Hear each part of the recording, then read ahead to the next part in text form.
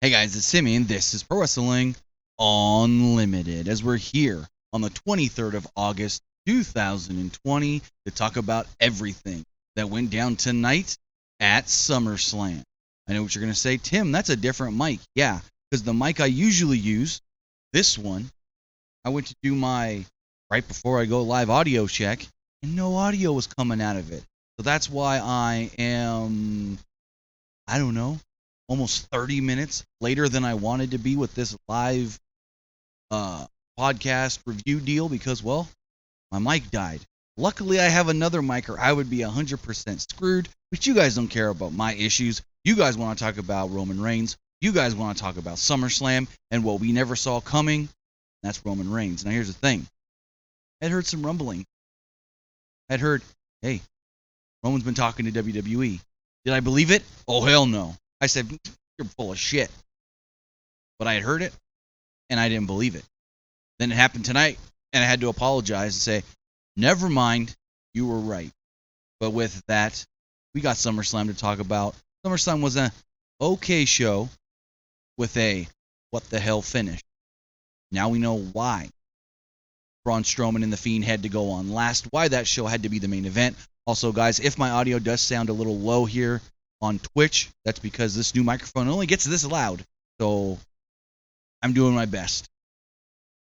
With that, guys, we're here on Twitch, twitch.tv/PWUnlimited.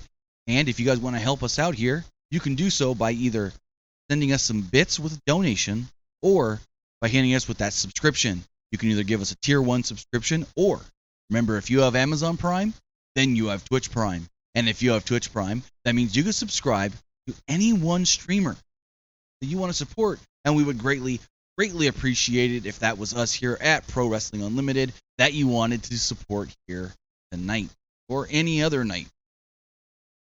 But with that, I'm not even ready. I've got not even everything up yet because, like I said, I was flustered when my microphone didn't want to work because I recorded something less than an hour before and my microphone worked perfectly fine.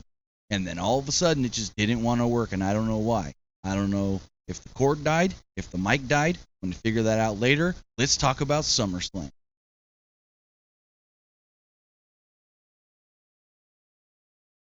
So, going forward with SummerSlam here, the first match that we did see was actually on the pre-show, or take it back, the main card. It's the kickoff show. It was Apollo Crews defending the United States Championship against one MVP, Montel Vontavious Porter. Give me 1 second, guys. I may have something.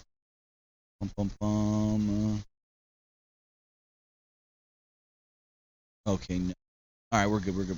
So, MVP versus Apollo Crews. I kind of watched this match, didn't see much of it.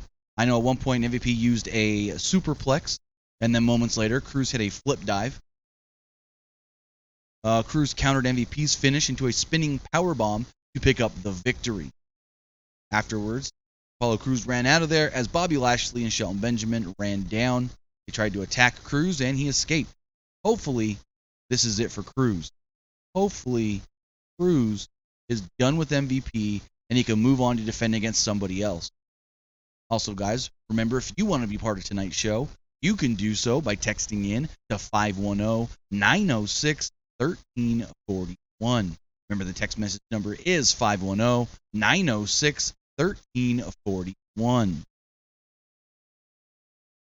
So moving on to actually something else from the pre-show, the kickoff show, I mean. Renee Young was on the kickoff panel, but she wasn't hosting the kickoff panel. Charlie Caruso was, and she was introduced, and Charlie said that she is, I think she said something along the lines of like she broke down some barriers in WWE for women in commentary and in the broadcasting side of things. And Renee said, yeah, I'm out here because this is my final hoorah. Renee Young is done after tonight. She did this. She made an appearance or two on the YouTube watch-along. And I honestly think she's done with WWE. Moving on to the main card, we get the open of the show. Gigantic firework display before Bayley and Sasha would come out so Bayley can defend her title against Asuka. Opening match of the night. And I thought this match was good. I thought both matches that Asuka competed in tonight were really, really good. Asuka really stepped it up in having to work double duty. So both women had fireworks for their entrances. Bayley had 317 shaved into the back of her head. I believe that's how many days she has been the SmackDown Women's Champion. Correct me if I'm wrong. Asuka dominated this match early. She flew off the steel steps and landed a DDT on the outside. Bayley took over after kicking Asuka's leg out from under her.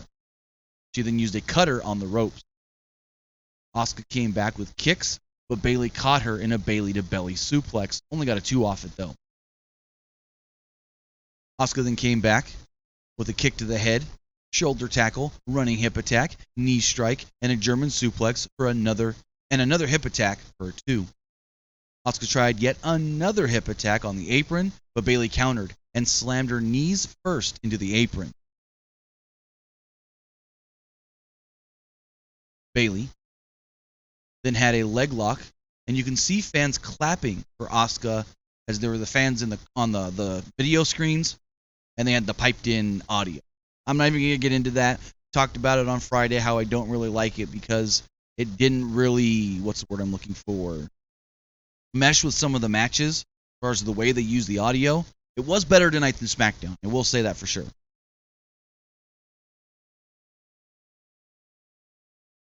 So going forward, like I said, it looked like they were trying to rally Asuka, even though Asuka couldn't really hear them. Asuka responded with a code breaker for a 2. Bayley countered a missile drop kick into another leg lock, but Asuka got a rope break. Bayley used a sunset flip powerbomb into the turnbuckle, but Asuka countered a flying elbow drop into an armbar. Banks was yelling at Asuka, so Asuka kicked her. Asuka was distracted here by Banks, and Bayley used a schoolgirl for a near fall. Asuka then went for a hip attack, but Bayley moved, and Asuka knocked Banks off the apron. Bayley caught Asuka in a cradle and picked up the victory. Good match here between Asuka and Bayley. I think they work great together. But unfortunately, as we predicted, Bayley came out successful.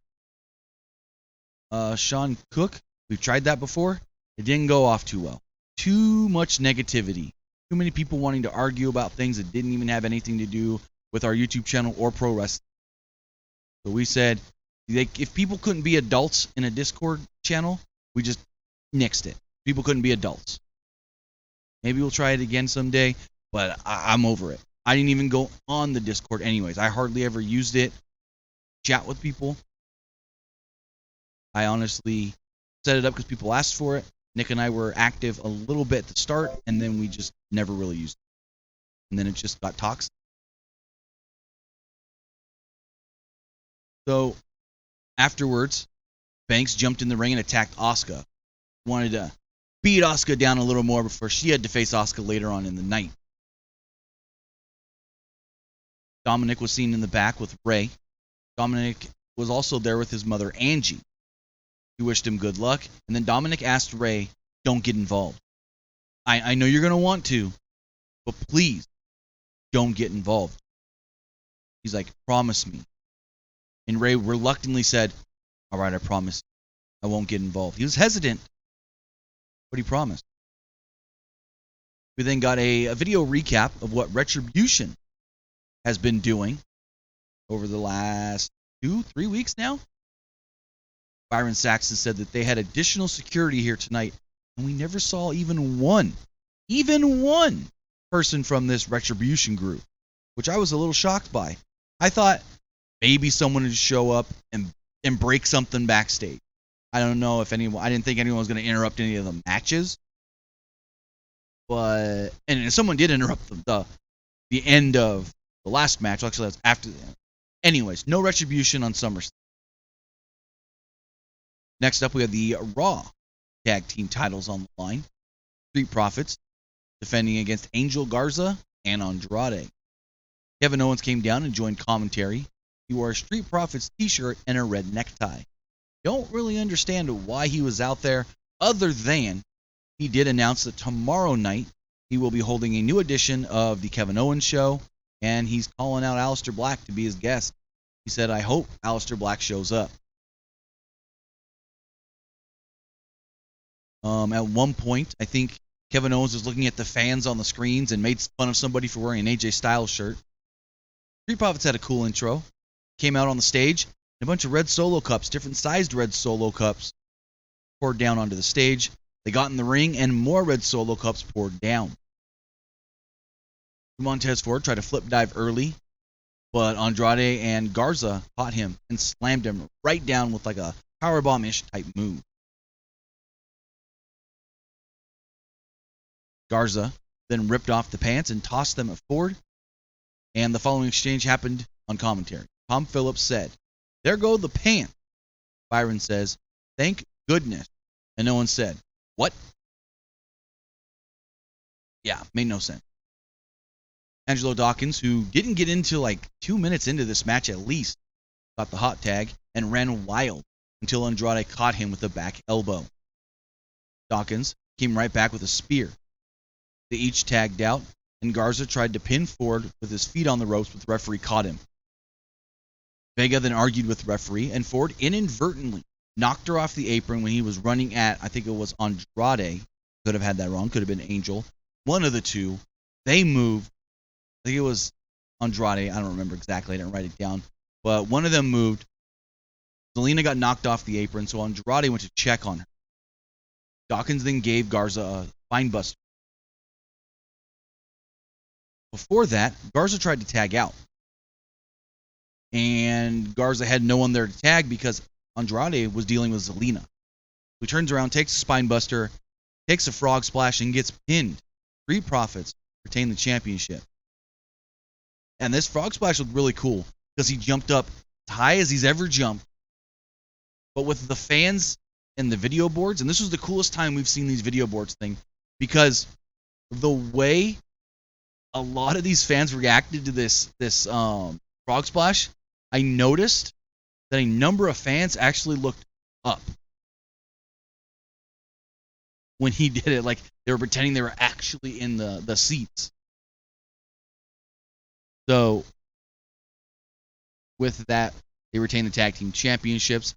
Still, I don't know where they go with Garza and Andrade. Maybe they finally break them up. They've been teasing it for a while. I don't know. In the back, Kayla Braxton did an interview. She was in this ring with a bunch of video screens around her. Interviewed Bayley and Banks. The key line was Banks saying that she can beat Asuka if Bayley. She literally said, well, if Bayley can beat Asuka, then I know I can. And Bayley kind of was like, what's that supposed to mean? She didn't say it, but she had that look on her face like, what's that supposed to mean? Bayley had a broom in her hand and said after Sasha wins, they'll have a clean sweep. Next up, and they had way too much booing throughout this whole segment. Like, way too much. Like, it was too loud. It made it seem like they were out in the actual ring. It wasn't done right, in my opinion. So next up, we had a no disqualification loser leaves town match. Mandy Rose against Sonya Deville. This match went about 10 minutes. I forgot to say the times of the other matches, but this match went about 10 minutes. Right around the 10-minute mark. They noted that Daniel Bryan had tweeted earlier in the day that this was the match he was most excited and most forward to. So, bell rings, and the match quickly just goes to the outside. Start punching each other. Mandy's punches don't look that good, and then she suplexed Deville on the edge of the ramp. Rose was in control and hit a flying clothesline off the announce table. And then Mandy goes and pulls a table out from under the ring. So the table's, he props it up on its side. Kicks out one leg. Kicks out the other leg. Grabs the table. Tries to lift it up to flip it over, and she goes, and then just pushes it against the ring. And says, screw it. Sonya comes, hits her with the chair. Well, actually, tried to hit her with the chair. Mandy moved and then took a bicycle kick. DeVille tried Rose's finish, but Rose slipped out. Rose hit 3 consecutive knee strikes, her double underhook facebuster, and another knee strike in the ring to pick up the victory. There was also a time, once they did get the table set up, where Mandy kept grabbing chairs and sliding them as fast as she could and as hard as she could across the table to hit Sonya with it, and Sonya would duck. She did that like 2 or 3 times. But Sonya Deville lost, Mandy Rose won, and now Sonya is done. Gotta leave WWE. And like we had stated last night, and I think I said this on Friday as well, I believe she asked for either her release or some time off. I don't know exactly which one, but I was told some form or fashion she asked to be gone, whether that's for a little bit or forever. I don't know. I assume she'll eventually come back, but it's going to be not after a while, and after she really, I'm just saying, I don't blame her for wanting time off. So after the match, Otis ran down with his briefcase. He did the caterpillar and then hugged Mandy, asked her to do the caterpillar, and, well, she really couldn't. And Corey Graves says, and I quote, "I'm not surprised. I've seen her on TikTok." I guess she's not a good dancer even on TikTok? I don't know. So next up we had the street fight. Seth Rollins against Dominic Mysterio. Rollins had Murphy in his corner. Dominic had Ray, his father, in his corner. Match in about 22 and a half minutes. And I believe this was the longest match of the night. Let me scroll down here in my notes. Yes, this was the longest match of the night. No other match other than the WWE title match that went 20 minutes. I don't think any other match.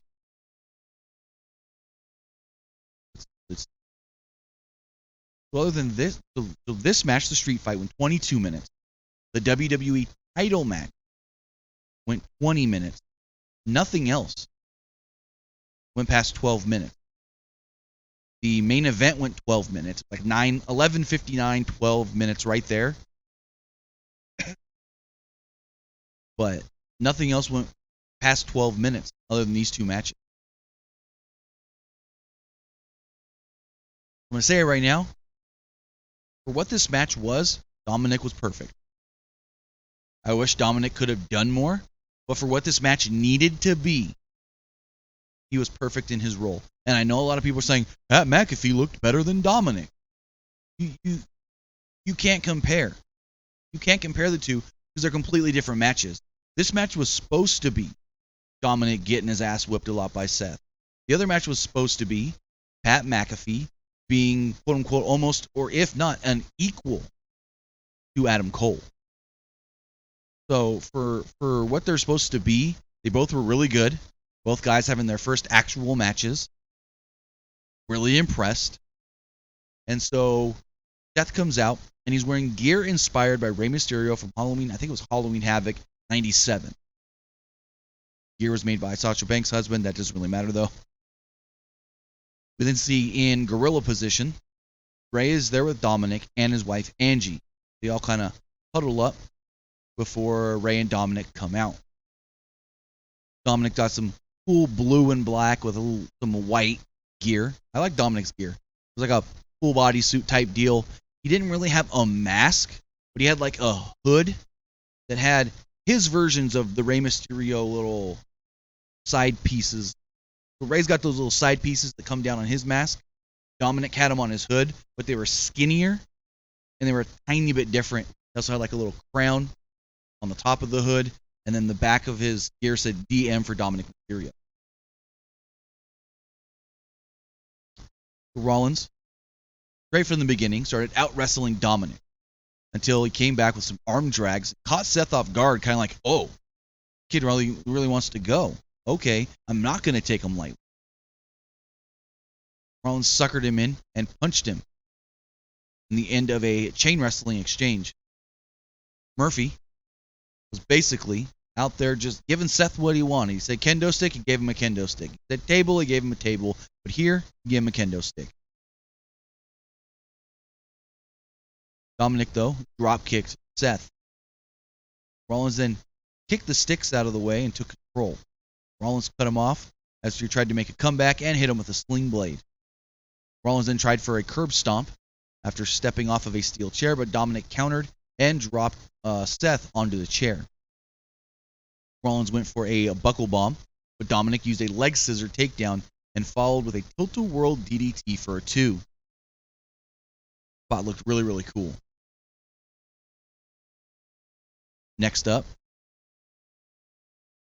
Dominic then attacked with a kendo stick. He went after Seth, but wasn't enough. Just wasn't enough. Dominic went to the top rope. Rollins ran up and gave him a superplex.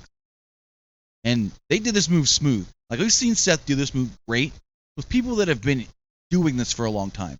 But the whole superplex, slide right through into the Falcon Arrow, boom, neither man missed a beat. Looked good. Everything looked good in this match. Rollins then attacked again with a kendo stick shot. He then started yelling at Ray, "What are you going to do, Dad? Come on, Pop. Come on, Daddy. You going to help your son?"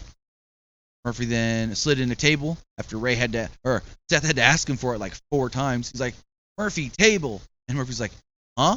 He's like, "Murphy, table." He's like, "What? Table?" I thought that was kind of funny.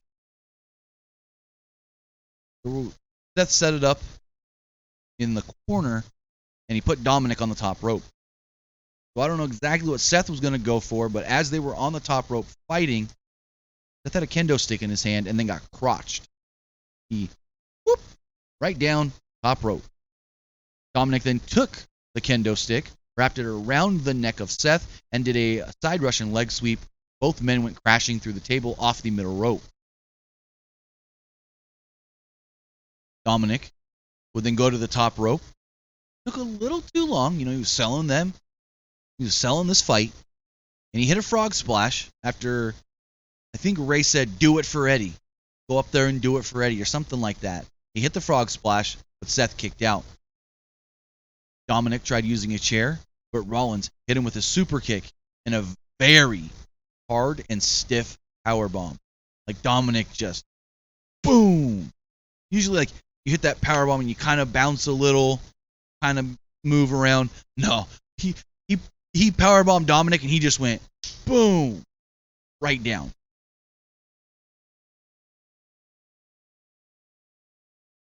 Samoa Joe and couldn't believe all the punishment that Dominic was taking. Seth then removed the top part of Dominic's gear, I guess you could say, like the vest part or whatever, and started beating him again with kendo stick shots. Angie would then walk out on the stage.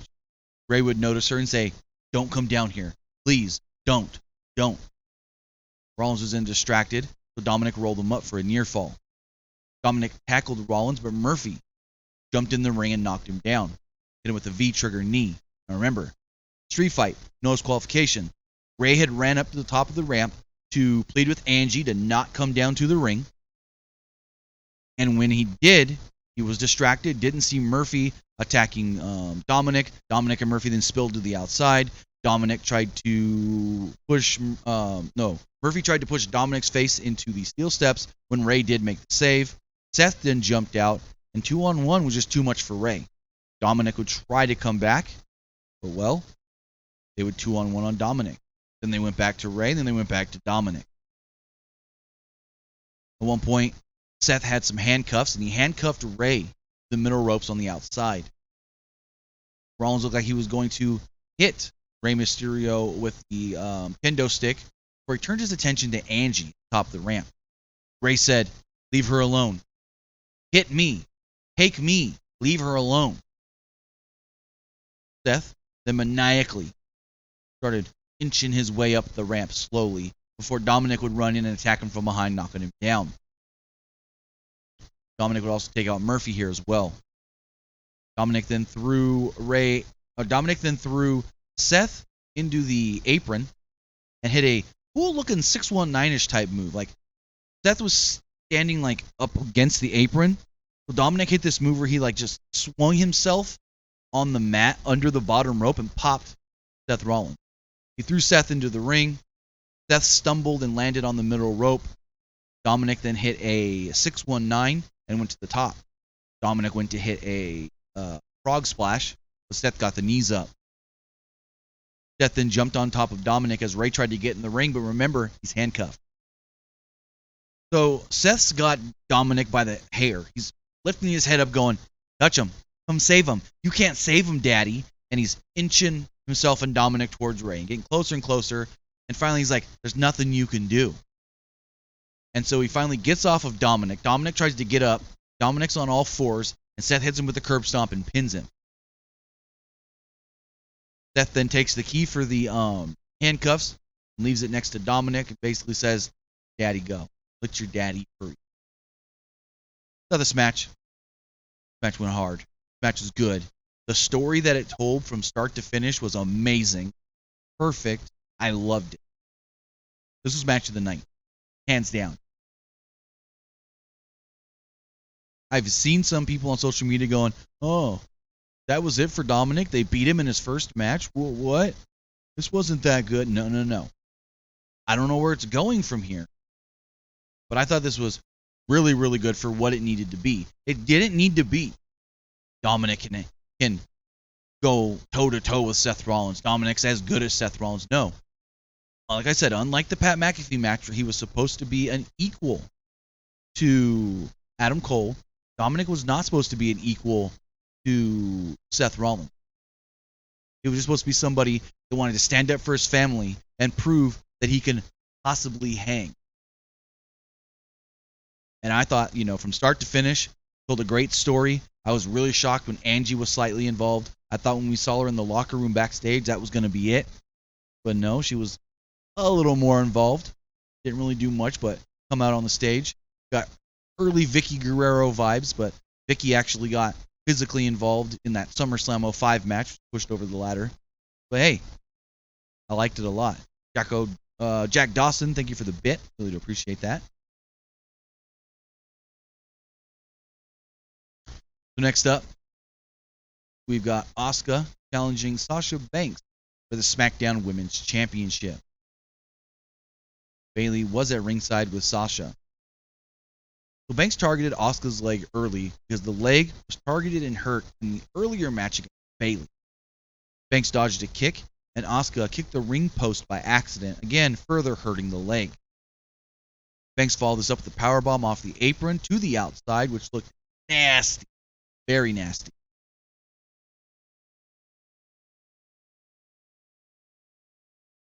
Oh, where was I? They really played up the fact that Asuka has to do double duty here. She's probably really tired from the first match, and Sasha is targeting something that she noticed was targeted and hurt in the first match. Banks then used a running kick to the head. Also looked very nasty. Asuka then at one point used an electric chair drop and a knee bar, but Banks fought out. Asuka followed this up with a DDT off the top buckle for a 2. She then hit a missile drop kick and tried to pin her, but got another 2. Banks then used a cool counter into a double knee strike for a 2. Banks missed a frog splash, and Bayley gave her words of encouragement. Asuka then caught her in the Asuka lock, but Banks reversed into a crossface. Asuka reversed into another Asuka lock, but Banks slipped out. Asuka gave Bayley a spinning back fist to knock her off the apron before putting Banks in the Asuka lock yet again and submitting her. So the finish of this match actually saw Bayley on the apron. Asuka went to give Bayley a hip attack off the apron, and Bayley sidestepped. Asuka then hit a back elbow, knocking Bayley off the apron. This distracted Asuka slightly. Banks then put her in the bank statement. Asuka rolled through into the Asuka lock, and Sasha had to tap. So Sasha loses the Raw Women's Championship. Asuka's the new champion. It's just like we predicted, because they basically told us on SmackDown this was going to happen when Sasha won and Bayley lost. But nonetheless, Asuka had 2 just killer matches tonight. Killed it out there with Bayley, and she killed it out there with Sasha. Then going forward, we had the WWE Championship. It was Drew McIntyre defending against Randy Orton. And by the end of this match, I think they deflated everybody watching, because the finish was something you didn't see coming. I didn't see them booking that finish. Now, when they first started the whole "you won't see that coming" tagline, they said it when this match was announced. This was the first match announced for SummerSlam, and they said, Drew McIntyre will be taking on Randy Orton, defending the WWE Championship at SummerSlam, and you'll never see it coming. And they really pushed that this match may be the "you'll never see it coming" match. But then last 24 hours and into today, they really pushed that no, it's the Universal title match where you'll never see it coming. And that's why that match had to be the main event. Anyways, before this match started, Shawn Michaels kind of Skyped in or whatever and gave his opinion on this match and basically said that he hopes that Drew McIntyre claymores Randy Orton. Early on, Randy tried to end this match quick, but McIntyre blocked a couple RKO attempts. Orton then took over and dodged a charge as McIntyre went shoulder first into the post. Orton proceeded to drive McIntyre into the post before giving him 2 back suplexes on the announce table. Orton followed this up with a vertical suplex on the outside. Orton tried to pin in the ring, but McIntyre kicked out at 1. Orton then stomped away before posting as screens Randy Orton. McIntyre used a knee bar, but Orton responded by kicking him in the leg. McIntyre came back with a spine buster and applied a figure 4. Orton distracted the ref just long enough where he can pull McIntyre in and thumb him in the eye. Poke to the eye just made McIntyre just break the hold. Okay. McIntyre then emerged with a little bit of blood from around his eye, so I don't know if maybe Randy poked him a little too hard or what. Haven't heard anything.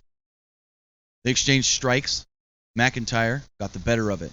He used a clothesline, consecutive overhead suplexes, and a flying clothesline. Orton dropped him into a tree of woe position, but McIntyre sat up and yanked him off the top. McIntyre followed with a future shock DDT for a 2. Orton was then all of a sudden bleeding from his forehead right here. And the blood started dripping down, and I was getting Shibata vibe. I have no clue where this blood came from and why Randy started bleeding, but we'll see.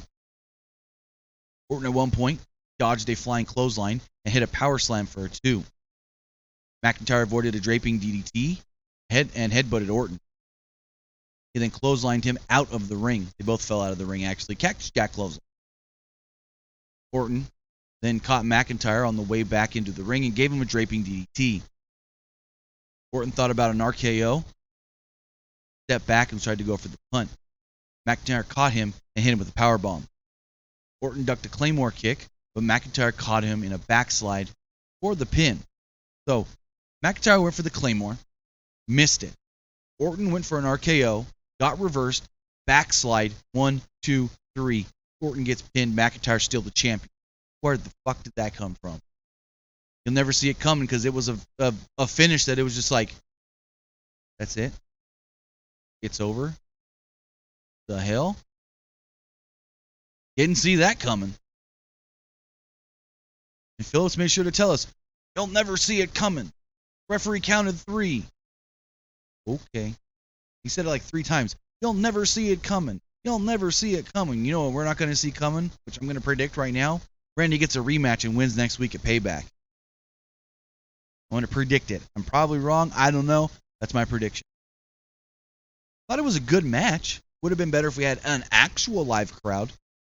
Because both Randy Orton and Drew McIntyre are way better when they can feed off of crowds. We then got a video package telling us that Keith Lee coming to Monday Night Raw tomorrow night. Yeah, former NXT champion. Why he lost the title last night, because he's getting called up. Vince has wanted Keith Lee since Survivor Series last year. When he saw Keith Lee do a flip over the top rope onto a bunch of guys, he said, whoa, I need that big guy. Then when he saw him go face-to-face in the Rumble with Brock, Vince was just basically, when can I have him?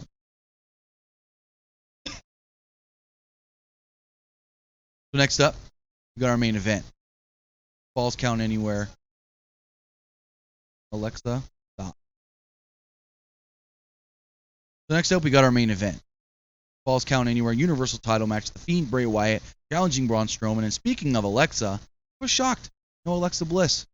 I thought maybe she would come out, cause some sort of a distraction, tried to plead with Braun or something. No Alexa at all. I was really shocked by that. Michael Cole said, you should turn away if you got a weak stomach, if you're squeamish, because this is going to be two monsters beating the hell out of each other. Corey Graves said hell was empty because the devils were here in the Thunderdome. Wyatt immediately used a Uranagi and did a dumb head snap thing and tried to pin Braun right at the start. Didn't work, so he went and grabbed his toolbox from under the ring, and Strowman came right after him and plowed through him in the barricade. Wyatt got up quickly, no-sold it basically. Strowman chokeslammed him onto the edge of the announce table. Strowman then slammed him on the steel steps. His head just bounced right off the steps. Strowman then used a power slam, got a 2 off of it. Remember, falls count anywhere. They fought up the ramp into gorilla position. Wyatt used a Sister Abigail and got a 2. I think Corey Graves says something like, there's no room in this building, in the Thunderdome, that can actually contain these 2 men. Wyatt brought the fight back down to ringside. Strowman had a patch of blood right here. He said like this like quarter-shaped just spot on his head that was bloody. I don't know where it came from. I don't know if he hit his head off of the Sister Abigail backstage or something. I don't know. At one point, Bray threw him into the video boards at the top of the ramp. They got back down to the ringside area, and Strowman blocked a mandible claw attempt and shoved Wyatt into the side of the ring. Strowman hit another running power slam and got a 2. 2 were in the ring before Braun would get out of the ring and go over to the toolbox. He grabbed a box cutter and brought it into the ring. Wasn't sure what he was going to do with it, and then he started cutting up the actual ring. He pulled away the mat, he pulled away the foam, just had the exposed wood. He goes to give Braun Strowman, or he goes to do something to Bray Wyatt, and Braun gets caught. Uranagi right on the wood. Sister Abigail right on the wood. 1, 2, 3. I think it was 2 Sister Abigails, actually. And then he got pinned. Braun Strowman lost. New Universal Champion, the Fiend Bray Wyatt. Soon as this match ends, Braun rolls out of the ring. As, moments after the match, Wyatt's getting to his feet and gets speared by none other than a Roman Reigns. Yes, Roman's back, and he spears Bray Wyatt. He then gets out of the ring, and he spears Braun Strowman. He starts yelling, I'm better than everybody here. You're not no monster. You can't be a monster without me here. He then gets in the ring, and he takes down the Fiend and says, you're nothing more than a freak in a mask. That's my title. That title is mine. Nobody here deserves that title but me. I think Roman's a heel. I think we finally got our Roman heel turn. He then starts unloading chair shots on Strowman. I think he hit Wyatt with a couple as well. Roman taunted both guys like I stated, saying that nobody's better than him. He's the only one that matters. And he had a shirt on.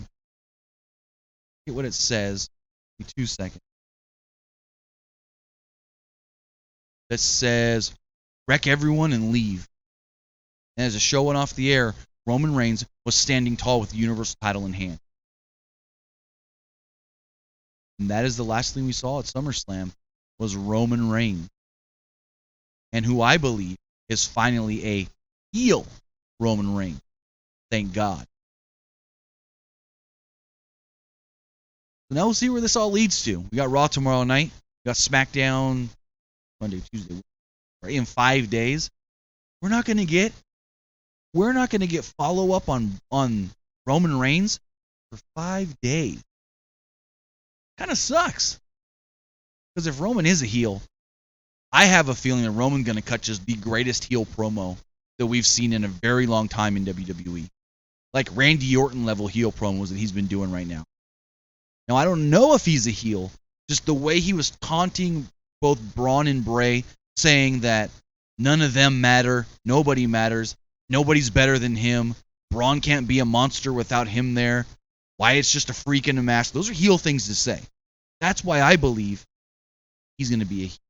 But with that, if you guys want to be part of the show tonight, you can do so by texting in to 510-906 1341.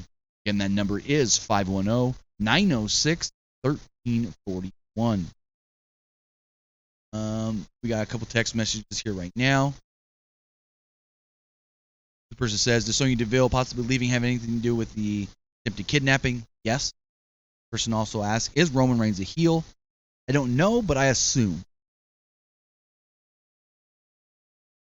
The person says, I thought SummerSlam was pretty memorable tonight and thought it was great.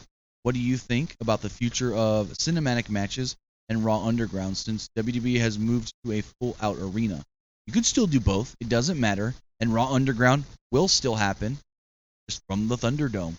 I believe they're just going to have... I mean, they could still film that from Full Sail, the Performance Center. But you can find a small, dark, dingy room in the Amway Center to set up Raw Underground. Even though I thought the room that they had at the PC was perfect.